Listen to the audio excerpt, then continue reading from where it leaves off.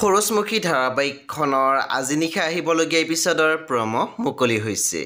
আজিৰ প্ৰমৰ প্ৰথম ভাগত আমি দেখিবলৈ পাইছোঁ ত্ৰিদীপে কৈ আছিল, তোমাৰ মুখৰ হাঁহি কাঢ়ি মই সুখী হ'ব বিচৰা মানুহ নহয়।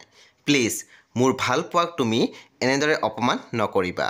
তাৰপিছত আমি প্ৰমত দেখিবলৈ পাইছোঁ মনজিৎ পাজিয়ে কৈ আছিল, গুড্ডুৰ মাক যে জীয়াই আছে সেইটো কথা মই তাক কেতিয়াও জানিব নিদিওঁ। তেতিয়া গুড্ডুৱে মাত দিছিল, পাপাজী।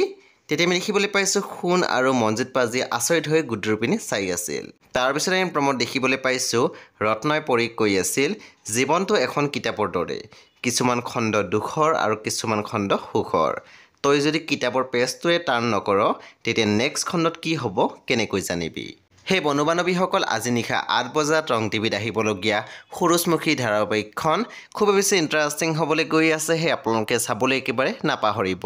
পৰৱৰ্তী আপডেটৰ বাবে আপোনালোকে মোৰ চেনেলটো ছাবস্ক্ৰাইব কৰি কাষত থকা বেল আইকন টিপি দিবলৈ একেবাৰে নাপাহৰিব।